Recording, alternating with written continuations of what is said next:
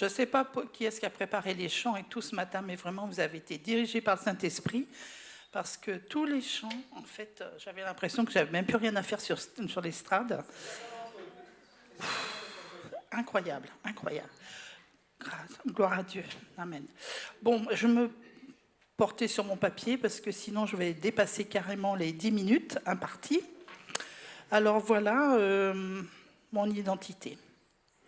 Alors, après m'être assuré que c'était bien de ça qu'il fallait que je parle, et aussi d'un sauveur, je tiens à dire, parce que Samy m'a mis un petit piège là quelque part, il m'a dit un sauveur. Je dis un sauveur, pas le sauveur, non, un sauveur.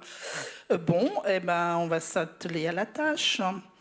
Et je lui dis, mais ça ne vient pas de toi, ça. Il n'y a pas longtemps que j'ai compris moi-même.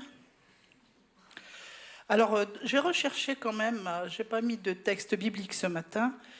J'ai recherché identité dans le dictionnaire Larousse, un vieux dico de mon école. Alors, ce qui est écrit pour identité, c'est ce qui fait qu'une chose est de même nature qu'une autre. Ah, ça commence bien. Hein. Après, il y a les gènes. J'ai regardé gènes, je ne sais pas pourquoi j'ai regardé gènes. Alors, du grec, génos, génération, qui veut dire élément de chromosome conditionnant la transmission et la manifestation d'un caractère héréditaire. Alors, évidemment, dans chromosome, c'est-à-dire c'est toute la lignée de ce qui fait quelqu'un, de ce qui fait une personne. Il y a les chromosomes, il y a les gènes, il y a les trucs, il y a les machins, enfin, il y a 4 ou 5 noms qui se rattachent, et en résumé, c'est l'ADN, qu'on apprend à ce que c'est que l'ADN ici avec Yannick, qui nous rappelle souvent l'ADN et tout ça. Bon, on est très bien enseignés, je vous assure, hein. Donc, pour ma part, j'ai eu beaucoup de mal à comprendre mon identité en Christ, en Dieu le Père. Pourquoi ? Parce que mon identité, le nom que je porte, n'est pas celui de mon père naturel. J'ai vécu sans papa et beaucoup souffert de ce mensonge sur ma vie jusqu'à l'âge de 19 ans. Étant donné que je suis né enfant de lumière, puisque c'est le Seigneur qui nous dit ça, qu'on apprend ça, j'ai fait des recherches et je n'ai pas encore abouti à toute la vérité sur ma naissance. C'est là que je peux comprendre l'enseignement que nous recevons, qui parle de cet ADN en Christ. Oui, mon Père qui est invisible, Dieu, est bien mon Père. Je l'ai compris et heureuse de le connaître. Ma vie est entre ses mains depuis ma naissance et m'a toujours protégée et fortifiée jusqu'à aujourd'hui. Pourtant, il y en a un qui se frottait les mains quand je suis née et qui se croyait tout permis sur ma vie. Combien Dieu a de la patience ? Pour moi, 40 ans. 40 ans de galère, aussi difficiles et incompréhensibles les unes que les autres, jusqu'au jour où il m'a envoyé son disciple. Le lendemain matin, j'étais à l'église et je rencontrais mon Dieu, mon Père. Du désert au pays promis, de l'insécurité à sa protection divine, pour moi et mes enfants.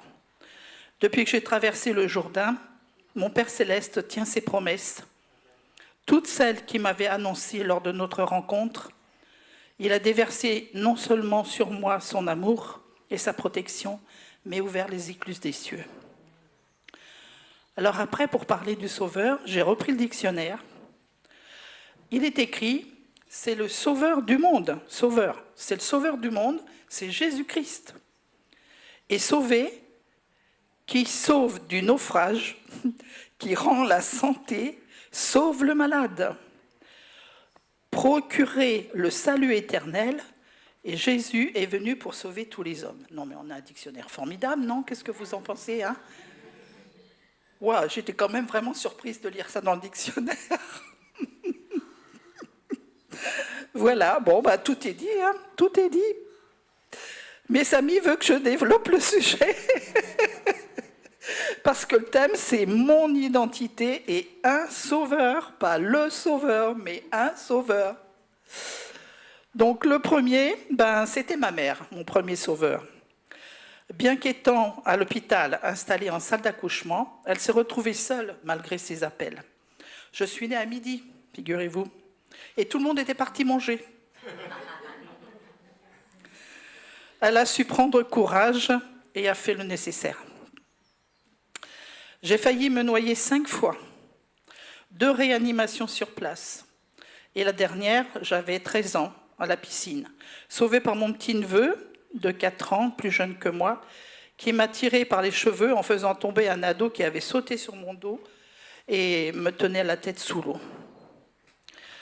À l'âge de 9 ans, en colonie, à Nazelles, je ne sais pas si vous connaissez, c'est à côté d'Amboise. On habitait la campagne à l'époque. Après le voyage, nous sommes arrivés en colonie pour le repas du midi. Et à la fin, la directrice a appelé toutes les monitrices pour leur donner les instructions. Nous étions déjà sélectionnés par groupe, avec chacune une monitrice. Le temps passait, et au bout d'un long moment, il y en a une qui est sortie du rang et qui nous a incités à jouer au chat et à la souris. On avait que 9 ans, hein. C'était long pour attendre.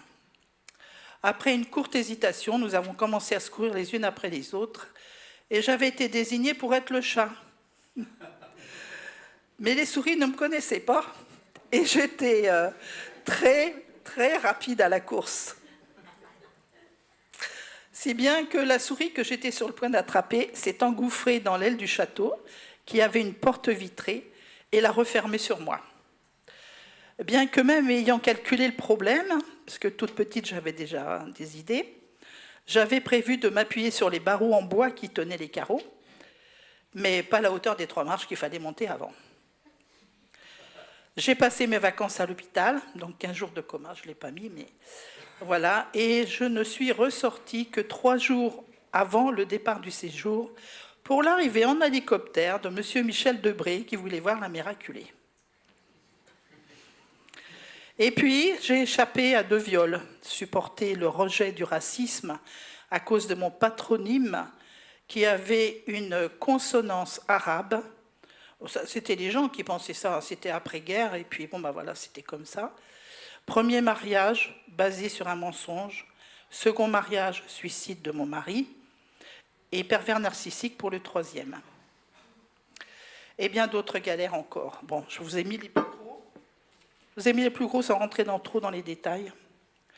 En 1989, une autre galère qui m'a laissé sans voiture pendant plusieurs mois, à cause d'un jeune complètement ivre sorti d'une boîte de nuit qui s'est posté en pleine nuit devant ma voiture sur la 4 voies. Il avait un bras dans le plâtre et était recherché par la police depuis des mois. Heureusement pour moi, une voiture nous suivait et a témoigné en ma faveur. En 1990, j'ai enfin pu trouver un emploi que je croyais. En fait, c'était le chemin sur lequel j'avais été placée pour rencontrer mon Dieu, mon Père. C'est le moment propice où j'ai rencontré le disciple de Dieu qui m'avait amené à l'Évangile. C'était mon chef de secteur. 2 mois après ma formation, dans ce nouvel emploi sur le terrain, le patron et sa femme sont partis avec la caisse et ont laissé derrière eux 150 personnes de nouveau au chômage. Lors de cet entretien d'embauche, c'est là que tout a commencé, j'avais été projetée dans une vision. Alors je le dis maintenant, mais à l'époque, je ne savais pas du tout ce qui m'arrivait. Arrivée à la porte après mon appel, je me suis retrouvée devant une grande pièce, toute blanche, sol, mur, table, rideau. Tout était blanc. À ma droite, au bout de la table, le disciple, tout de blanc vêtu aussi, avec l'auréole au-dessus de la tête. C'était une vision, hein. Et à ma gauche, une femme toute en noir avec des cornes sur la tête. Alors ça, c'est un truc qu'on n'oublie jamais. Hein. Et moi, c'est vrai, je n'ai pas tout écrit, mais j'avais aucune idée de ce que c'était que le spirituel à l'époque. Hein. Ni pour Dieu, ni pour le diable, ni pour tout ça. Hein. Alors oui, bien sûr, j'ai eu des sauveurs sur ma route. Mais je n'ai qu'un seul et vrai sauveur, Jésus-Christ. Quelle est mon identité ? Paulette, fille de Dieu. Parce que c'est Dieu lui-même qui m'a dit que j'étais son enfant le jour où je l'ai rencontré et qu'il me connaissait depuis le ventre de ma mère. Alors il a dévoilé toute ma vie sans exception, même 3 secrets qu'il y avait que moi qui connaissais. Alors depuis mai 1990, je marche avec lui sur le chemin qu'il a placé devant moi. Il a su parler à mon cœur, donc connaissait ma vie, dont 3 secrets que moi seul savais. Avec amour et patience, il m'a rétabli. Délivré complètement au bout de 3 fois, guéri psychologiquement, physiquement, baptisé du Saint-Esprit, reçu le don des langues. J'ai reçu tout ce que je devais recevoir au prix de son sang, versé sur la croix pour me sauver. C'était la première vision, j'avais une vision aussi de ça, de Jésus sur la croix. Je sais que je lui appartiens, il m'appelle par mon prénom, m'enseigne, me conseille, me dirige, répond à mes prières, protège mes enfants.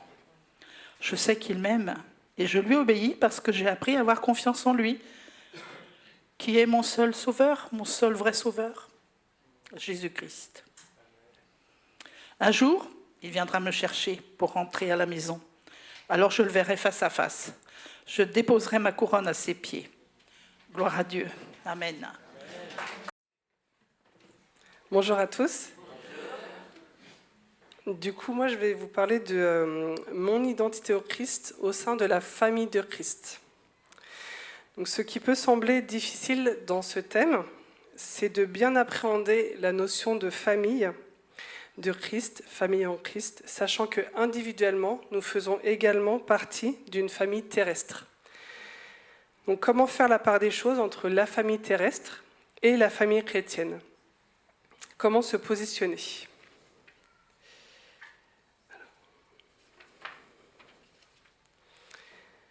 Récemment, avec donc Samuel, mon mari, on a eu une discussion très enrichissante avec un couple d'amis chrétiens qui ont des enfants. Et les interrogations du papa étaient les suivantes.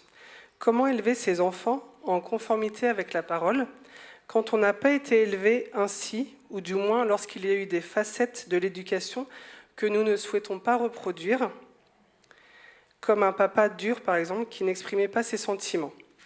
Comment Jésus ferait à notre place ? Ce qu'on a trouvé comme solution ensemble, c'est qu'il faut alors déconstruire tout cela pour repartir à zéro et repartir sur des bonnes bases que nous souhaitons en accord avec la Bible. Je vais y revenir tout à l'heure, mais par rapport à la famille de Christ, mon identité dans cette famille, c'est un peu la même chose. Une amie chrétienne m'a dit un jour, lorsque nous étions en Isère, il y a quelques années, que si l'on était tous citoyens du monde, citoyens de Dieu, il y aurait moins de problèmes. Alors, qu'a-t-elle voulu dire en exprimant cela ? Elle est italienne et bon nombre de traditions, d'habitudes dans les familles italiennes ou d'autres origines, on a tous des habitudes, des traditions qui perdurent, c'est comme ça, c'est ainsi que se font les choses, et qui se transmettent de génération en génération, et qui nuisent en quelque sorte à la famille de Dieu. Donc, nous étions dans cette assemblée italienne, et il y avait une ambiance vraiment très chaleureuse, conviviale, aimante. On se sentait vraiment aimé et accueilli. C'était vraiment une bonne assemblée. Mais il est vrai aussi que les caractères bien trempés, pas pour stigmatiser les Italiens, hein. Moi-même j'ai des origines italiennes et mon mari aussi, les caractères bien trempés faisaient que quelquefois, ça faisait du tort à l'Assemblée. Et c'est en cela que mon ami avait exprimé cela, c'est que oui, on est l'Assemblée, on est une famille, mais on a des racines terrestres, entre guillemets, qui nous font du tort en tant que chrétiens. Pourquoi ? Parce que chaque famille a son fonctionnement, un caractère qui lui est propre, et parfois cela peut nuire à notre épanouissement au sein de notre famille chrétienne. Alors comment remédier à cela ? Dans Éphésiens 3, 17, je vais vous lire le verset, sauf si vous voulez que je vous donne un peu de temps pour le... Je n'ai pas trop l'habitude, j'attends un petit peu. Donc Éphésiens 3, 17. Il est écrit « afin que Christ fasse sa demeure dans vos cœurs par la foi ». Lorsque nous avons cru en Jésus-Christ, cela veut dire qu'il est venu dans notre esprit, dans notre cœur, dans notre âme, dans notre corps, tout entier. Nous sommes devenus sa maison, son temple. Christ doit donc être la nouvelle source de nos pensées, de nos émotions, de nos choix, de notre volonté. Et comme le dit Galates 2, verset 20, « Ce n'est plus moi qui vis, c'est Christ qui vit en moi. » Jean chapitre 3, verset 30 nous dit aussi « Il faut qu'il croisse et que je diminue. » Si tous les chrétiens fonctionnaient ainsi, logiquement, cela devrait nous aider à déconstruire, donc comme je l'ai dit tout à l'heure lors de la discussion qu'on a eue avec nos amis, cela devrait nous aider à déconstruire les principes, les habitudes terrestres que l'on a pour nous aider à construire des bases selon Dieu, à laisser pleinement la place à Jésus en nous et ainsi faire partie du corps du Christ, de la famille de Christ.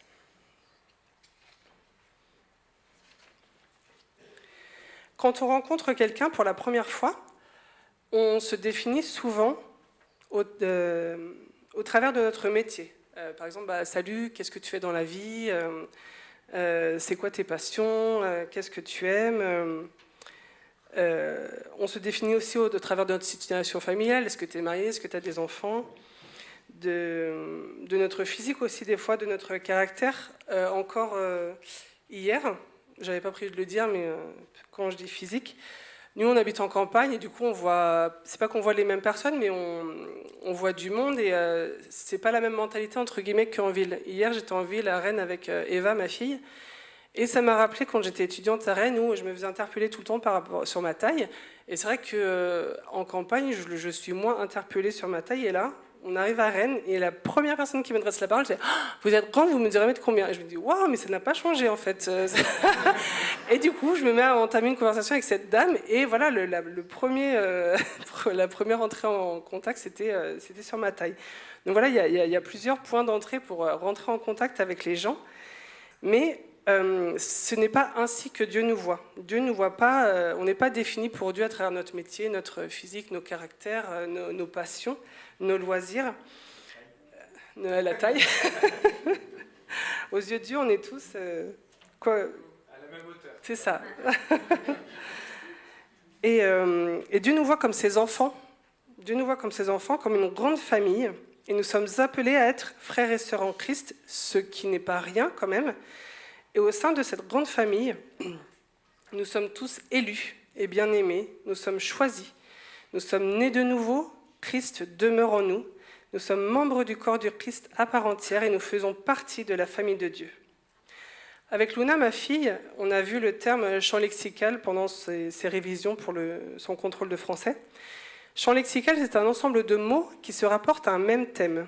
La Bible nous parle du champ lexical de la famille, Dieu le Père, Jésus le Fils et les croyants nés de nouveau, les enfants de Dieu, héritiers pour l'éternité, adoptés dans sa famille. Galates au chapitre 4, verset 6 nous dit « Et parce que vous êtes ses fils, Dieu a envoyé dans votre cœur l'esprit de son Fils qui crie « Abba, Père ». Dieu nous a prédestinés à cela, à être ses enfants adoptifs par Jésus-Christ. C'est ce qu'il a voulu dans sa bienveillance pour que nous célébrions la gloire de sa grâce dont il nous a comblés dans le bien-aimé. Ça, c'est pas de moi, c'est de Éphésiens, chapitre 1, versets 5 à 6. Donc on a vu que nous sommes héritiers de Dieu. Nos parents nous lèguent sur terre un héritage terrestre à leur mort. Mais nous, on est héritiers de Dieu. Alors, de quoi héritons-nous en tant qu'enfants de Dieu ? On hérite du royaume de Dieu. Dans Hébreux 12, chapitre 12, verset 28, il nous est dit « C'est pourquoi, puisque nous recevons un royaume inébranlable, attachons-nous à la grâce qui nous permet de rendre à Dieu un culte qui lui soit agréable avec respect et avec piété. » Héritier du royaume de Dieu, ce n'est pas rien. C'est recevoir des bénédictions infinies, éternelles. C'est un héritage que nous avons dès maintenant grâce au sacrifice de Jésus. Un autre élément de notre héritage est le Saint-Esprit, comme le dit Éphésiens chapitre 1, versets 13 et 14. En lui, vous aussi, après avoir entendu la parole de la vérité, l'évangile qui vous sauve, en lui vous avez cru et vous avez été marqués de l'empreinte du Saint-Esprit qui avait été promis. Il est le gage de notre héritage en attendant la libération de ce que Dieu s'est acquis pour célébrer sa gloire. Le Saint-Esprit demeure en chacun de nous à partir du moment où nous avons foi en Christ. C'est le Saint-Esprit qui nous rend capables de laisser Jésus grandir en nous. Nous ne pouvons rien faire pour mériter tout cela, tout cet amour, cette grâce, et pourtant nous faisons partie de la grande famille de Dieu. Nous sommes fils et filles du Dieu vivant.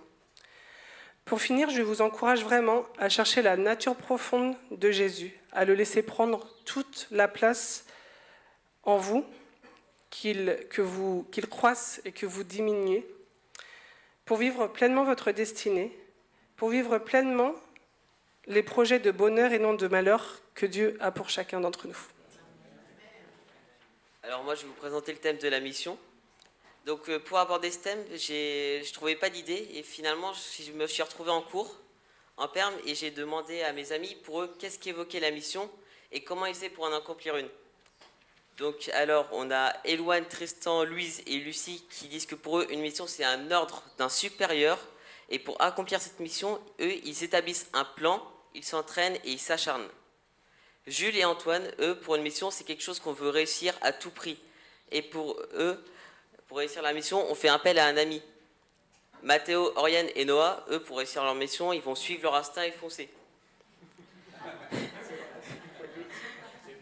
Mathéo m'a proposé la définition de ChatGPT. Donc ChatGPT, lui, il va définir plusieurs objectifs et prendre son temps pour accomplir sa mission. Pour Erwan, lui, la mission, il faut la respecter étape par étape. Et Nora, pour accomplir sa mission, elle va chercher les gens qui peuvent l'aider, ou elle va essayer de trouver des solutions par tous les moyens. Raphaël, pour lui, une mission, il analyse de quel type de mission il s'agit et définit un bon plan pour la réussir. Donc en résumé, une mission, c'est un ordre d'un supérieur que l'on se doit d'exécuter ou un but à accomplir. Et pour réussir notre mission, on doit se préparer à l'avance et établir un plan ou appeler un ami pour nous aider. Mais en tant que chrétien, c'est quoi notre mission ? Donc notre mission, c'est d'être des témoins et de faire des nations des disciples. Donc Jésus nous le dit dans Actes chapitre 1, verset 8.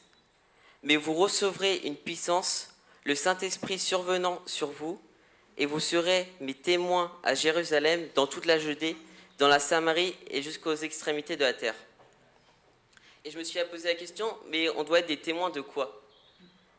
Eh bien, nous devons être des témoins de l'amour du Christ. Jean chapitre 13, versets 34 et 35. « Je vous donne un commandement nouveau, aimez-vous les uns les autres comme je vous ai aimé. Vous aussi, aimez-vous les uns les autres. À ceci, tous connaîtront que vous êtes mes disciples, si vous avez de l'amour pour les uns les autres. » Alors moi, je me suis dit, comment montrer l'amour du Christ ?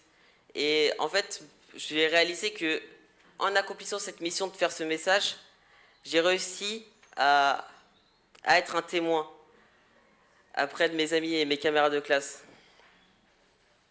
Car je pense qu'on ne peut pas réussir une mission tout seul. En fait, pour une mission, le seul qui a réussi à faire sa mission tout seul, c'est Jésus, à la croix. Et pour une mission, il faut qu'on s'entraide les uns les autres. Et mon père m'a fait cette réflexion hier, mais tes amis, ils auraient très bien pu te dire « Ouais, Jérém, avec ton église et tout, tu nous ennuies, j'ai pas envie de répondre. » Mais je pense que c'est parce que je manifeste de l'amour au quotidien auprès de mes amis et de mes camarades de classe qu'ils ont eu cette volonté de m'aider, cette volonté que je réussisse, et qui sont même allés chercher sur ChatGPT comment réussir notre mission. Et c'est ça, et c'est avec cette aide, c'est avec cet amour, c'est en s'aidant et en s'aimant qu'on est des témoins de l'amour de Christ et qu'on réussit notre mission. Et j'ai regardé l'exemple le plus parlant pour moi de quelqu'un qui a eu une grosse mission, que Dieu lui a imposé une grosse mission, c'est Jérémie. Jérémie, alors qu'il était qu'adolescent, Dieu lui a donné comme mission d'être un prophète pour Israël et pour toutes les nations. Et le Seigneur lui dit que ses paroles vont arracher et abattre, mais aussi construire et planter.